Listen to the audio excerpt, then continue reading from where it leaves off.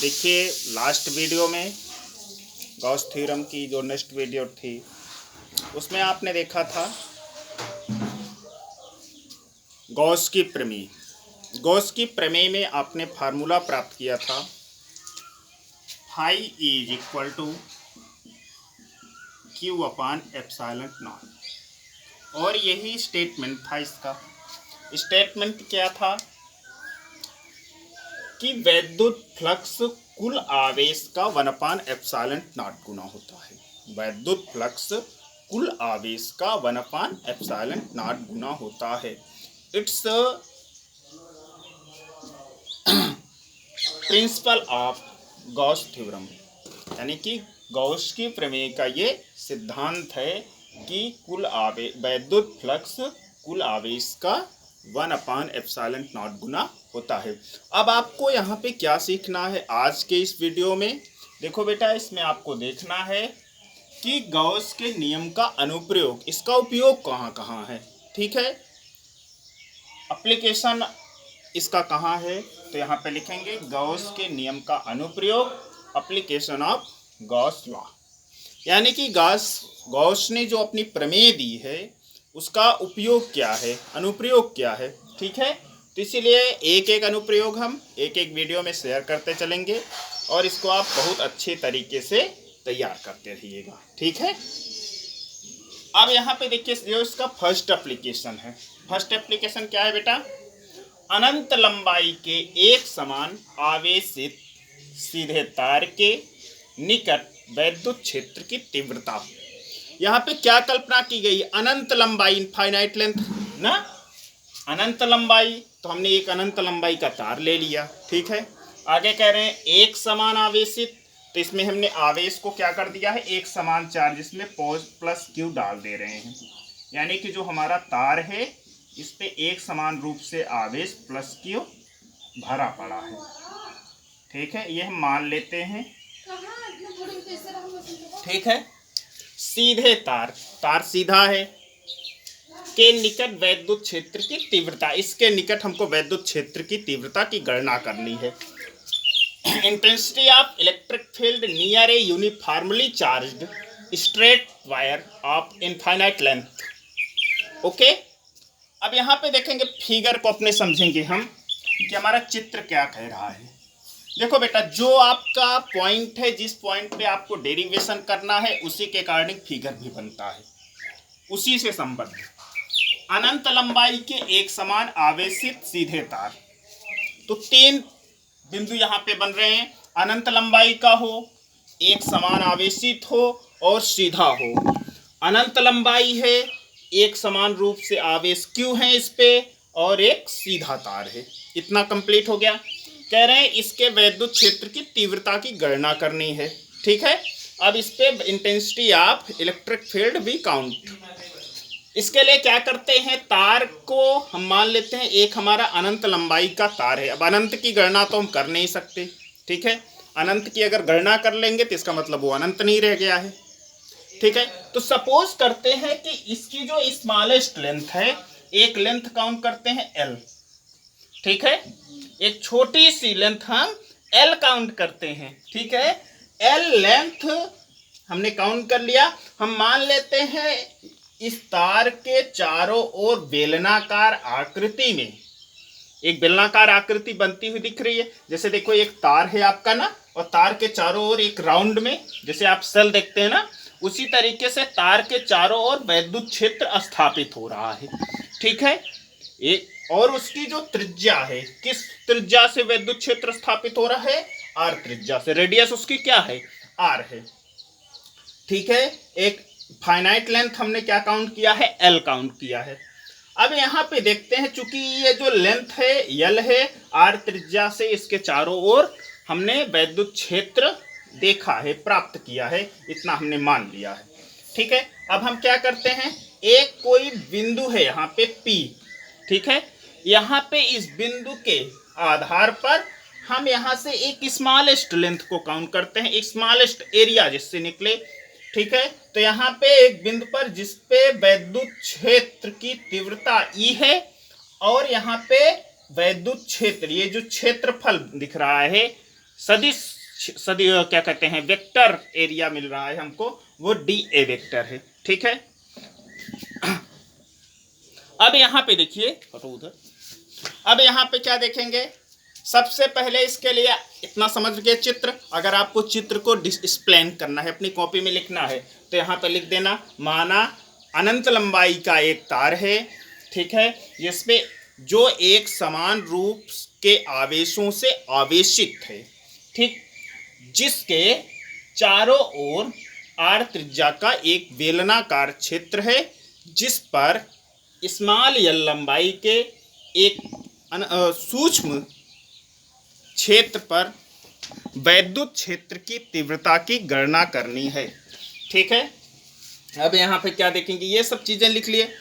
इसके लिए आपको प्राप्त होना चाहिए आवेश का रेखीय घनत्व।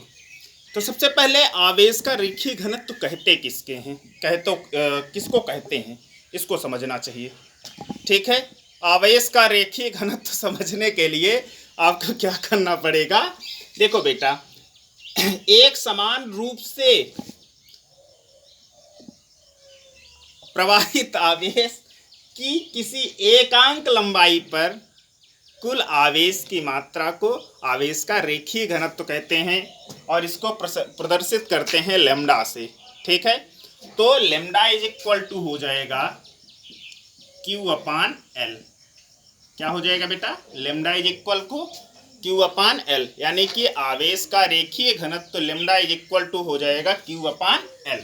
अब यहाँ पे देखिए, वैद्युत फ्लक्स फाई ई, ये स्मॉलेस्ट P बिंदु के लिए गणना कर रहे हैं, बहुत छोटा सा क्षेत्र मिल रहा है। ठीक है, तो यहाँ पे लिख देंगे del phi E is equal to vector E dot DA vector. ठीक है, vector A into dot DA vector. ठीक है, अब हम क्या करेंगे, del phi A is equal to vector A dot vector B बराबर क्या होता है, AB कॉस थीटा, तो E DA कॉस थीटा के स्थान पे क्या हो जाएगा, DA और E की क्या है, दिशा समान है, DA और E की दिशा समान है। जब दिशा समान है तो इसके दोनों के बीच का जो कोण बन रहा है वो आपका 0 डिग्री एंगल का है। ठीक है, तो यहाँ पे क्या हो जाएगा, कॉस 0 डिग्री। तो del phi A is equal to हो जाएगा EDA। ठीक है, हमने क्या किया, एक बहुत सूक्ष्म क्षेत्र की गणना कर ली है, वैद्युत फ्लक्स हमने प्राप्त कर लिया है। अब यहाँ पे हो जाएगा टोटल वैद्युत फ्लक्स, यानी कि कुल वैद्युत क्षेत्र की कुल वैद्युत फ्लक्स क्या हो जाएगा, phi E is equal to integration limit क्या हो जाएगी, एल, लिमिट क्या हो जाएगी, L EDA बन जाएगा। ठीक, फाई इज इक्वल टू हो जाएगा, E को बाहर कर लेते हैं, DA मिल गया यहाँ पे, और L लिमिट है। L लिमिट क्यों की जा रही है, अब हमको काउंट करना है यहाँ से यहाँ तक। ठीक है, हमने छोटा सा क्षेत्र काउंट कर लिया, अब टोटल क्षेत्र को हमको काउंट करना है। इसके लिए हम क्या करेंगे, अब इस क्षेत्र को के क्षेत्रफल को हमको प्राप्त करना है।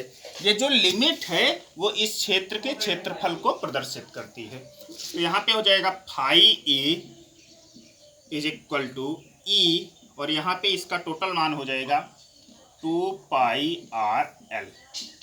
ठीक है, बेलनाकार आकृति है, इसका क्षेत्रफल हो जाएगा 2πRL। ठीक है, अब यहाँ पे देखो, इसको इक्वेशन बना देते हैं सेकेंड। ओके, अब यहाँ देखो, phi E is equal to होता है Q/ε0 होता है बेटा। क्या है ये गॉस की प्रमेय है, बढ़ाए गए थे ना, phi E is equal to Q/ε0 according to Gauss theorem. अब हम क्या करेंगे, इक्वेशन फर्स्ट से Q की वैल्यू, यहाँ पे देखो Q lambda is equal to Q/L है, तो Q इज इक्वल टू क्या होता है, L लैम्डा हो जाएगा। तो यहाँ पे इसका मान रख देंगे, यहाँ लिख सकते हैं फ्रॉम इक्वेशन फर्स्ट, समीकरण 1 से। तो phi E is equal to हो जाएगा, यहाँ पे रखेंगे L lambda upon epsilon naught. Equation बन गया। ठीक है, देखो बेटा इक्वेशन सेकंड में इक्वेशन थर्ड में दोनों में क्या चीजें समान रूप से दिख रही हैं, ये भी फाई का मान है, ये भी फाई का मान है, तो राइट साइड को इक्वल कर देंगे, कर दिया जाए ना। तो यहाँ लिख सकते हैं from equation first and second we gate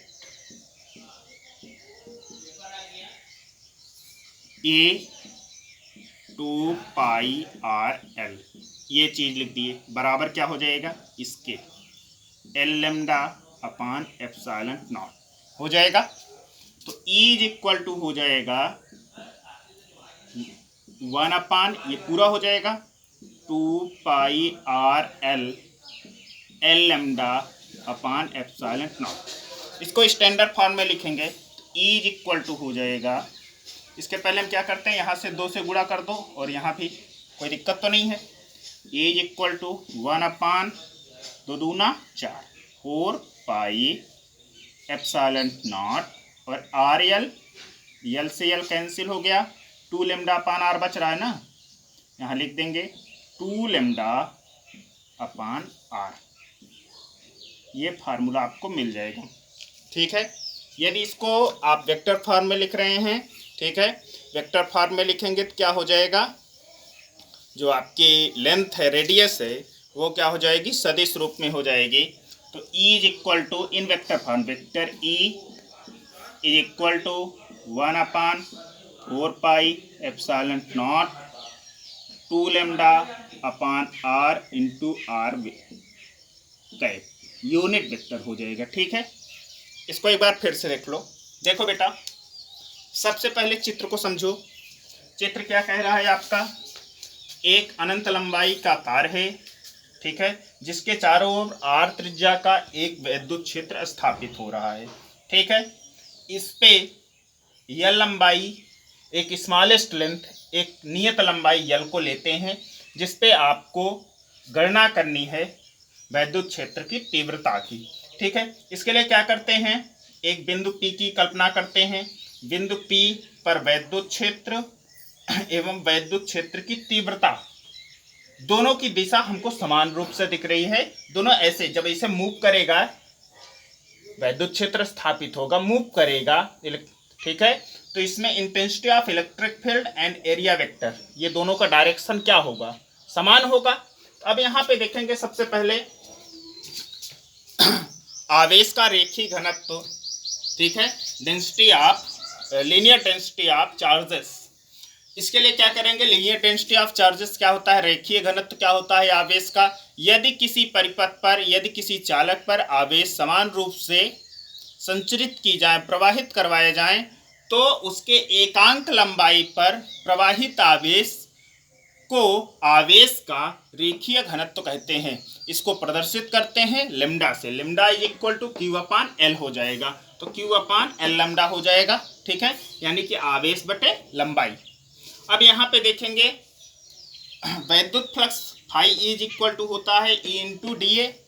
ठीक है, तो del phi is equal to हो जाएगा E D A cos 0 degree क्यों लिया गया, ठीक है, क्योंकि ई और ए डी ए का जो डायरेक्शन है वो सेम है, सेम डायरेक्शन होने के कारण इनके बीच का जो एंगल बन रहा है वो 0 डिग्री बन रहा है। ठीक है, कोई कोण नहीं बन रहा है, 0 डिग्री का एंगल मान लेते हैं। ठीक है, तो del phi is equal to E D A हो जाएगा। ये देखो बेटा, एक स्मॉलेस्ट लेंथ, स्मॉलेस्ट एरिया को काउंट किया गया, एक बहुत सूक्ष्म बिंदु है। अब सूक्ष्म से हम क्या करेंगे, बृहद के लिए चलेंगे, तो फाई इज इक्वल टू हो जाएगा इंटीग्रेशन लिमिट एल, एल को ही काउंट कर रहे हैं अभी ना। ठीक है, तो ई डी ए हो जाएगा, ई को बाहर कर लिए, डी ए है यहाँ भीतर एल, यानी कि अब ये क्या शो कर रहा है कि एल लंबाई आप आर लंबाई ले सकते हैं, यम लंबाई ले सकते हैं, जो भी लंबाई आप लेना चाहें वो ले सकते हैं। ठीक है, क्योंकि इस लंबाई का अनंत के लिए कोई महत्व तो नहीं है। ठीक, अब यहाँ पे फाई इज इक्वल टू हो जाएगा ई ये वैल्यू और इस टोटल की वैल्यू, यहाँ पे देखो इसकी जो वैल्यू है वो क्या आ रही है 2 पाई आर एल, क्या मिल रहा है 2 पाई आर एल। तो यहाँ लिख देंगे 2 pi R L, equation second बन गया। ठीक, इतना काम हो गया। आगे क्या देखेंगे, phi is equal to Q upon epsilon naught गुना एप्सिलॉन नॉट होता है। इक्वेशन फर्स्ट से क्यू की वैल्यू रख देते हैं। ठीक है, यहाँ रखेंगे एल लैम्डा, ठीक है, upon epsilon naught. Equation third बनाएंगे, इक्वेशन सेकंड और थर्ड के राइट साइड को इक्वल कर लेते हैं, E into 2 pi R L L lambda upon epsilon naught. Then E is equal to, देखो 2 से गुणा भाग कर दिया गया, नॉमिनेटर डिनोमिनेटर में मल्टीपल और डिवाइड कर सकते हैं किसी भी नंबर से। ठीक है, तो हमने 2 से डिवाइड और मल्टीपल कर दिया, तो ठीक है, कोई बैलेंस पे इसके इफेक्ट नहीं पड़ेगा। E is equal to 1 upon 4 pi epsilon naught, 2 lambda upon R हो जा रहा है। तो इसको जब वेक्टर फॉर्म में चेंज करेंगे तो E is equal to 1 upon 4 pi epsilon naught 2 lambda upon R, R unit vector हो जाएगा। अब यहाँ पे देखिए, देखो बेटा, जैसे आपने फर्स्ट एप्लीकेशन देख लिया, इसको आज तैयार कर डालो फिर। ठीक है, जितना मैं आज का मैटर दूं उसको तैयार करते रहो आप लोग। ठीक है, अभी पार्ट 2 चल रहा है। जब तक मनुष्य अपनी स्थितियों के विपरीत स्थितियों में भी अपने कार्य की जो गति है उसको धीमी नहीं पड़ने देता, वो व्यक्ति सदैव आगे बढ़ता है। आज के समय में पूरे विश्व में संकट के बादल बरस रहे हैं। ठीक है, स्थितियां क्या बन रही हैं कि सब कुछ शांत पड़ गया है, मनुष्य केवल एक भयानक बीमारी से लड़ रहा है।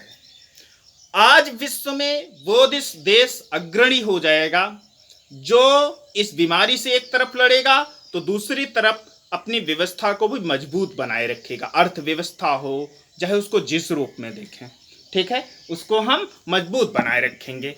तो इसी तरीके से छात्रों का भी कर्तव्य है, इस बीमारी से बचने का भी प्रयास करिए, घर से बाहर मत निकलिए, साथ साथ जैसे भी संभव हो अपनी पढ़ाई को मजबूत बनाते रहिए। ठीक है, अगर ऐसा करेंगे तो आप समय का सदुपयोग करेंगे और ये माना जाएगा कि इस महाभयानक स्थिति में भी आपने अपने कर्तव्यों का पालन सही ढंग से किया। ठीक है, इन्हीं शब्दों के साथ हम आशा करते हैं आप लोग बेहतर पढ़ रहे होंगे। ठीक है, लाइक और कमेंट जरूर करते रहा करिए, और चैनल को यदि सब्सक्राइब कर लोगे तो हमारा वीडियो जैसे ही हम भेजेंगे आपको तुरंत मिल जाएगा, इसलिए सब्सक्राइब जरूर करिए। ठीक है, जो भी देखिए सब्सक्राइब करिए, जिससे मेरे सारे वीडियो आपको मिलते रहें। और किसी को पुराना वीडियो भी चाहिए तो हमारे निजी पर्सनल कॉन्टैक्ट नंबर है, व्हाट्सअप नंबर है, इस पर आप व्हाट्सअप कर सकते हैं। हमारा कॉन्टैक्ट नंबर है 9956268460। ठीक है, इस पर आप कांटेक्ट करके हमसे अपना पुराना वीडियो भी ले सकते हैं, जिस भी टॉपिक का चाहे, सेकेंड टॉपिक तक चल रहा है। ओके, आज के लिए बस इतना ही।